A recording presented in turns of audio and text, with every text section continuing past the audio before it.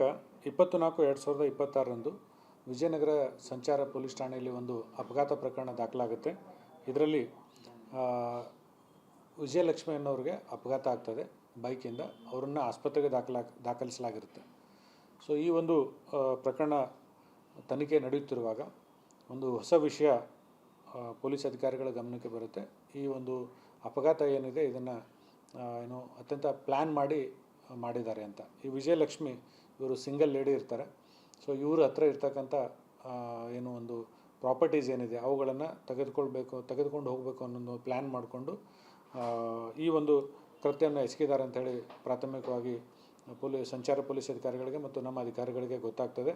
ಮೀನ್ while Mahalakshmi layout police ಠಾಣೆಯಲ್ಲಿ ಒಂದು ಅಪರಾಧ ಕ್ರಮಾಂಕ 89/2026 ನಾವು ನಮ್ಮ ಏನು ವಿಜಯಲಕ್ಷ್ಮಿ ಅವರು ಒಂದು ಮನೆಯಲ್ಲಿ ಬಾಡಿಗೆ ಇರ್ತಾರೆ. ಅವರ ಮಾಲೀಕರು ಈ ಟೀಮ್ನ ಒಬ್ಬ ಸದಸ್ಯ ಮನೆ ಕೀ ತೆಗೆದುಕೊಂಡು ಅವ್ರ ಮನೆ ಹತ್ರ ಬಂದಿದ್ದ ಅಂಥೇಳಿ, ಮನೆ ಒಳಗೆ ಎಂಟ್ರಿ ಆಗಿದ್ದ ಅಂಥೇಳಿ ಒಂದು ದೂರನ್ನು ಕೊಡ್ತಾರೆ. ಆ ದೂರನ್ನು ಕೂಡ ನಾವು ದಾಖಲಿಸಿಕೊಂಡು ವಿವರವಾಗಿ ತನಿಖೆ ಕೈಗೊಳ್ತೀವಿ. ತನಿಖೆ ಸಮಯದಲ್ಲಿ ನಾವು ಒಟ್ಟು 5 ಜನ ಆರೋಪಿತರನ್ನು ದಸ್ತಗಿರಿ ಮಾಡ್ತೀವಿ. ಇದರಲ್ಲಿ ಆರೋಪಿ 1 ಪ್ರದೀಪ್ ಅಂತ, ಆರೋಪಿ 2 ರಾಕೇಶ್ ಅಂತ, ಆರೋಪಿ 3 ಮಂಜು ಅಂತ, ಆರೋಪಿ 4 ಜಾನ್ ಮತ್ತು ಆರೋಪಿ 5 ಚೇತನ್ ಅಂತ. ಈ 5 ಜನರನ್ನು ನಾವು ವಶಕ್ಕೆ ಪಡೆದುಕೊಂಡು ತನಿಖೆ ಮಾಡ್ತೀವಿ.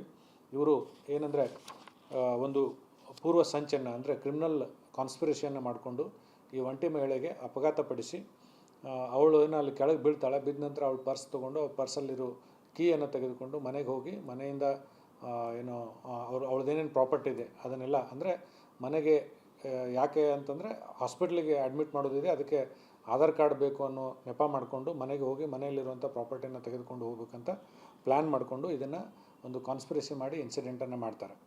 ಸೊ ಈ ಒಂದು ವಿಜಯಲಕ್ಷ್ಮಿ ಅನ್ನೋರಿಗೆ ಬೈಕನ್ನು ಗುದ್ದಿಸಿ ಇವ್ರದೇ ಒಂದು ಟೀಮ್ ಹಾಸ್ಪಿಟ್ಲಿಗೆ ತೆಗೆದುಕೊಂಡು ಹೋಗೋದು, ಅಲ್ಲಿ ಆಸ್ಪತ್ರೆಗೆ ಅಡ್ಮಿಟ್ ಮಾಡಿಸೋದು ಒಂದು ಟೀಮು, ಮನೆಗೆ ಹೋಗೋದು ಒಂದು ಟೀಮು, ಅಲ್ಲಿಂದ ಪ್ರಾಪರ್ಟಿಗಳನ್ನೆಲ್ಲ ತೆಗೆದುಕೊಂಡು ಹೋಗೋದು ಒಂದು ಟೀಮು.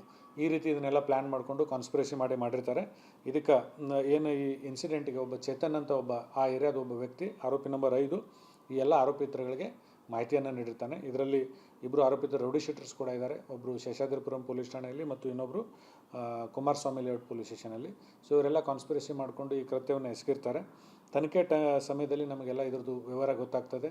ಈ ಕೃತ್ಯಕ್ಕೆ ಉಪಯೋಗಿಸಿದಂಥ ಬೈಕ್ ಇರ್ಬೋದು, ಆಟೋ ಇರ್ಬೋದು, ಅವೆಲ್ಲ ಕೂಡ ನಾವು ಸೀಸ್ ಮಾಡಿ ಇವರಿಷ್ಟು ಜನರನ್ನು ದಸ್ತಗಿರಿ ಮಾಡ್ತೀವಿ. ದಸ್ತಗಿರಿ ಮಾಡಿ ದಿನಾಂಕ 28ರಂದು ಇದರಲ್ಲಿ ಕೆಲವು ಆರೋಪಿತಗಳನ್ನ ದಸ್ತಗಿರಿ ಮಾಡಿ ನಾವು ನ್ಯಾಯಾಲಯಕ್ಕೆ ಹಾಜರುಪಡಿಸಿ ಮತ್ತು ಪೊಲೀಸ್ ಕಸ್ಟಡಿಗೆ ತೊಗೊಳ್ತೀವಿ ಮುಂದಿನ ತನಿಖೆ ಕುರಿತು.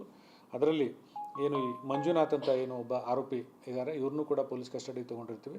ಪೊಲೀಸ್ ಕಸ್ಟಡಿ ತೊಗೊಂಡು ತನಿಖೆ ಮಾಡುವಾಗ ದಿನಾಂಕ 2/5/2026 ಈತನಿಗೆ ಹೊಟ್ಟೆ ನೋವು ಬರ್ತಾಯಿದೆ ಅಂಥೇಳಿ ನಮ್ಮ ತನಿಖಾಧಿಕಾರಿಗಳಾದಂಥ ಮಹಾಲಕ್ಷ್ಮಿ ಲೇಔಟ್ ಪೊಲೀಸ್ ಠಾಣೆ ಇನ್ಸ್ಪೆಕ್ಟರ್ ಅವರಿಗೆ ತಿಳಿಸ್ತಾರೆ.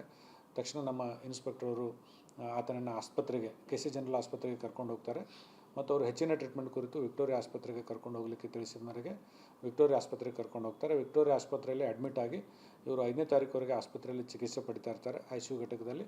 ಆ ಸಮಯದಲ್ಲಿ ಚಿಕಿತ್ಸೆ ಫಲಕಾರಿಯಾಗದೆ ಇವರು ಮೃತ ಆಗಿದ್ದಾರೆ. ಆ ಕುರಿತು ಒಂದು ಪ್ರತ್ಯೇಕ UDR ಪ್ರಕರಣವನ್ನು ತೆಗೆದುಕೊಂಡು ಮಾನ್ಯ ನ್ಯಾಯಾಲಯದ ಆದೇಶದಂತೆ ನಾವು ಆ ಪ್ರಕರಣದ ತನಿಖೆ ಕೂಡ ನಾವು ಕೈಗೊಂಡಿದ್ದೀವಿ.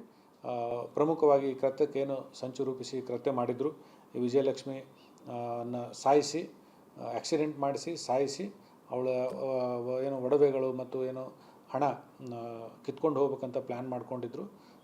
ಹೆಚ್ಚು ಕಡಿಮೆ ಇದು ಒಂಥರ ಮರ್ಡರ್ ಫಾರ್ ಗೇನ್ ಅನ್ನೋ ಥರ ಒಂದು ಪ್ಲ್ಯಾನ್ ಮಾಡಿದರು. ಅದನ್ನೆಲ್ಲ ನಮ್ಮ ಅಧಿಕಾರಿಗಳು ಒಳ್ಳೆಯ ಕೆಲಸವನ್ನು ಮಾಡಿ ತಕ್ಷಣ ಎಲ್ಲ ಆರೋಪಿತರನ್ನು ಬಂಧಿಸುವಲ್ಲಿ ಕೂಡ ಯಶಸ್ವಿಯಾಗಿದ್ದಾರೆ. ಮಂಜುನಾಥ್ ಬೇಸಿಕಲಿ ಶೇಷಾದ್ರಿಪುರಂ ಪೊಲೀಸ್ ಠಾಣೆಯಲ್ಲಿ ಮತ್ತು ಬೇರೆ ಬೇರೆ ಪೊಲೀಸ್ ಠಾಣೆಯಲ್ಲಿ ಒಟ್ಟು ಈತನ ಮೇಲೆ ಕೊಲೆ ಮತ್ತು ಅಟೆಂಪ್ಟ್ ಟು ಮರ್ಡರ್, ಬೇರೆ ಬೇರೆ ಪ್ರಾಪರ್ಟಿ ಅಫೆನ್ಸ್ ಈ ಥರದ್ದು ಒಂದು 5 ಪ್ರಕರಣಗಳಿದೆ. ಮತ್ತು ಇವರು ಏನಂತಂದರೆ ಬೇರೆ ಕೂಲಿ ಕೆಲಸ ಆ ಥರದ ಕೆಲಸ ಮಾಡ್ಕೊಂಡಿದ್ದಂಥವನು. ಇದರಲ್ಲಿ ಪ್ರಮುಖವಾಗಿ ಈ ಮಹಿಳೆಯನ್ನು ಸಾಯಿಸಿ ಆ ಆಸ್ತಿಯನ್ನು ಪ್ರಾಪರ್ಟಿಯನ್ನು ಕಿತ್ಕೊಂಡು ಹೋಗೋದ್ರಲ್ಲಿ ಆದರೂ ಕೂಡ ಪ್ರಮುಖ ಪಾತ್ರ ವಹಿಸಿದ್ದಾರೆ. ಪ್ಲಾನ್ ಯಾರು ಸರ್?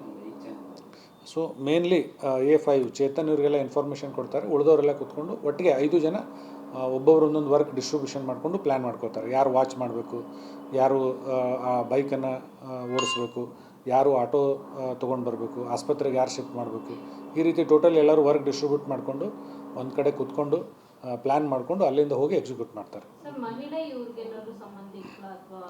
ಮಹಿಳೆ ಸಂಬಂಧಿಕರಿಲ್ಲ, ಬಟ್ ಈ ಚೇತನ್ ಅನ್ನೋನು ಇವ್ರ ಜೊತೆ ಇವ್ರ ಹತ್ರ ಹಣ ತೊಗೊಳ್ಳೋದು ಕೊಡೋದು ಮಾಡ್ತಿರ್ತಾನೆ. ಅವನಿಗೆಲ್ಲ ಇವ್ರ ಬಗ್ಗೆ ವಿವರ ಗೊತ್ತಿರ್ತದೆ. ಈ ಮಹಿಳೆ ಅಂದರೆ ಹಣ ಕೊಡೋದು ತೊಗೊಳ್ಳೋದು ವ್ಯವಹಾರ ಆ ಥರ ಮಾಡ್ತಾರೆ ಮೃತ ವಿಜಯಲಕ್ಷ್ಮಿ ಅವರು. ಸೊ ಅವನು ಇವ್ರ ಕಂಪ್ಲೀಟ್ ಇನ್ಫಾರ್ಮೇಷನ್ ಎಲ್ಲ ಇವ್ರಿಗೆ ಶೇರ್ ಮಾಡ್ತಾನೆ.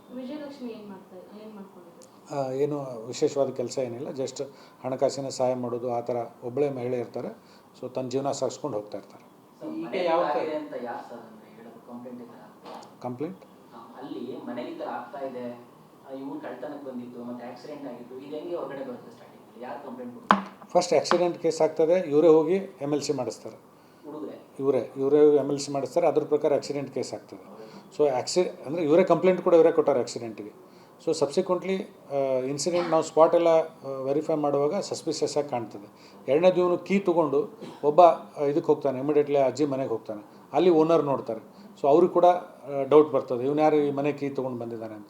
ಅವರು ಇಂಥವನು ಕೀ ತೊಗೊಂಡು ಬಂದಿದ್ದಾನೆ ಇಲ್ಲಿ ಮನೆದು ಅಂತ ಆಧಾರ್ ಕಾರ್ಡ್ ತೊಗೊಳಕ್ಕೆ ಬಂದಿದ್ವಿ ಅಂತೇಳಿ ನೆಪ ಮಾಡಿ ಹೋಗ್ತಾರೆ. ಬಟ್ ಅದು ಡೌಟ್ ಬಂದು ಅವರು ಕೂಡ ಪೊಲೀಸರಿಗೆ ಇನ್ಫಾರ್ಮೇಷನ್ ಕೊಡ್ತಾರೆ. ಅವ್ರ ಬೇಸ್ ಮೇಲೆ ನಾವೊಂದು ಕೇಸ್ ಮಾಡ್ಕೊತೀವಿ. ಮಹಾಲಕ್ಷ್ಮಿ ಲೇಔಟ್ ಪೊಲೀಸ್ ಸ್ಟೇಷನಲ್ಲಿ ಒಂದು ಕ್ರಿಮಿನಲ್ ಕೇಸ್ ಆಗುತ್ತೆ, ವಿಜಯನಗರ ಪೊಲೀಸ್ ಸ್ಟೇಷನಲ್ಲಿ ಒಂದು ಟ್ರಾಫಿಕ್ ಕೇಸ್, ಆಕ್ಸಿಡೆಂಟ್ ಕೇಸ್ ಆಗುತ್ತೆ. ಸೊ ಮಹಾಲಕ್ಷ್ಮಿ ಲೇಔಟ್ ಕೇಸ್ ಏನಾಗಿತ್ತು ಅದನ್ನು ನಾವು ಇನ್ವೆಸ್ಟಿಗೇಷನ್ ಡೆವಲಪ್ ಮಾಡಿ ಸಬ್ಸಿಕ್ವೆಂಟ್ಲಿ ಎಲ್ಲ ರಿವೀಲ್ ಆದಮೇಲೆ ನಾವು ಅದನ್ನು ಕೊಲೆ ಪ್ರಕರಣವಾಗಿ ಇದನ್ನು ಮಾಡಿಕೊಂಡು ಪರಿವರ್ತನೆ ಮಾಡಿಕೊಂಡು ಈ ಟ್ರಾಫಿಕಲ್ಲಿ ಏನು ಕೇಸ್ ಆಗಿತ್ತು ಅದನ್ನು ಕೂಡ ಇದೇ ಕೇಸಲ್ಲಿ ಮರ್ಜ್ ಮಾಡ್ಕೊಂಡು ಈಗ ಇನ್ವೆಸ್ಟಿಗೇಷನ್ ಮಾಡ್ತೀವಿ. ಮಹಿಳೆ ಯಾವಾಗ ಮೃತಪಟ್ಟಿದ್ದು ಯಾವಾಗ? ಇಮಿಡಿಯೇಟ್ ಸ್ಪಾಟಲ್ಲಿ ಸತ್ತೋಗ್ತಾರೆ? ಇಲ್ಲ, ಹಾಸ್ಪಿಟ್ಲಿಗೆ ಕರ್ಕೊಂಡು ಹೋದ್ಮೇಲೆ ಹಾಸ್ಪಿಟ್ಲಲ್ಲೇ ಡೆತ್ ಆಗಿದ್ದಾರೆ. ಆಲ್ಮೋಸ್ಟ್ 1 ವೀಕ್ ಟ್ರೀಟ್ಮೆಂಟ್ ಆಗ್ತಾ ಇರ್ತದೆ, ಸಬ್ಸಿಕ್ವೆಂಟ್ಲಿ ಡೆತ್ ಆಗ್ತಾರೆ. ಈ ಆರೋಪಿ ಮಂಜುನಾಥ್ ಆಕೆ ಇಬ್ಬರು ಒಂದೇ ದಿನ ಸತ್ತಿದ್ದಾರೆ? ನೋ, ಇಲ್ಲ, ಮುಂಚೆ ಅವರು ಇದಾಗಿದೆ, ಡೇಟ್ ಬೇರೆ ಬೇರೆ ಇದೆ. ಇಬ್ಬರು ಒಂದೇ ದಿವಸ ಅಲ್ಲ, ಬೇರೆ ಬೇರೆ ದಿವಸ. ಆ ರೋಡಿಂದ ಬಂತ ಹಂಪ್ ಹತ್ರ ಕ್ರಾಸ್ ಆಗ್ತಾಯಿದ್ರು. ಅವನು ಯಾರೋ ಬೈಕ್ ಅವ್ನು ಬಂದು ಗುದ್ಬಿಟ್ಟು ಹೊರಟೋದ. ಮತ್ತು ಅವ್ನ ಹಿಂದ್ಗಡೆ ಒಬ್ಬ ಆಟೋದವ್ನು ಬಂದ. ಆಟೋದವರೆಲ್ಲ ಕರ್ಕೊಂಡೋದ್ರು. ಮತ್ತು ಒಂದು ಹಾಫ್ ಆನ್ ಅವರ್ ಆದಮೇಲೆ ಬಂದು ಅವ್ರ ಮನೆ ಎಲ್ಲ ಚೆಕ್ ಮಾಡ್ತಾಯಿದ್ರು ಹುಡುಗರು. ಅವನು ಏನು ಒಂದು 20-25 ಕಿಲೋಮೀಟ್ರ್ ಸ್ಪೀಡಲ್ಲಿ ಬರ್ತಾಯಿದ್ದೆ. ಅವರು ಕೆಳಗಡೆ ಅವರು ಯಾರೋ ಬೇರೆಯವರು ಹೋಗಿ ಅಲ್ಲಿ ನೋಡಿ ಏನು ಇವನು ಆಕ್ಸಿಡೆಂಟ್ ಆಯ್ತಲ್ಲ ಕರ್ಕೊಂಡು ಹೊರಟೋದ್ರು. ಅವ್ರು ನೋಡಿದ್ರೆ ಇಲ್ಲಿ ಮನೆ ಒಳಗಡೆ ಯಾರೋ ಇದ್ದಾರಂತೆ. ಹೋಗಿ ಅವರು ಓನರ್ ಮಗ ಅವರೆಲ್ಲ ಹೋಗಿ ಇದು ಮಾಡಿದ್ರು. ಅವನು ನಾನು ಇಲ್ಲಿ ಆಧಾರ್ ಕಾರ್ಡ್ ಹುಡ್ಕೋಕೆ ಬಂದಿದ್ದೀನಿ ಅಂತ ಏನೋ ಹೇಳಿದೆ. ಡೆತ್ ಆಗಿದೆ ಅಂತ ನನಗೆ ಗೊತ್ತಿಲ್ಲ. ಆಮೇಲೆ ಅವರು KC ಜನರಲ್ ಹಾಸ್ಪಿಟ್ಲಲ್ಲೇನೋ ಅಡ್ಮಿಟ್ ಮಾಡಿದ್ದಾರೆ ಅಂತ ಹೇಳಿದ್ರು. ಅಲ್ಲಿಂದ ಇದಕ್ಕೆ ವಿಕ್ಟೋರಿಯಾ ಕರ್ಕೊಂಡು ಹೋಗಿದ್ದಾರೆ ಅಂತ ಹೇಳಿದ್ರು. ಏನಿಲ್ಲ, ಅಮ್ಮ ಬರೀ ಫೈನಾನ್ಸ್ ಮಾಡ್ಕೊಂಡು. ಅಮ್ಮ ಒಬ್ಬಳೇ ಇದ್ದು. ಮಕ್ಕಳು ಗೊತ್ತಿತ್ತು ಎಲ್ಲರಿಗೂ ಗೊತ್ತಿತ್ತು ಅಲ್ಲ ಫೈನಾನ್ಸ್. ಹಾಂ, ರಾಜೇಶ್.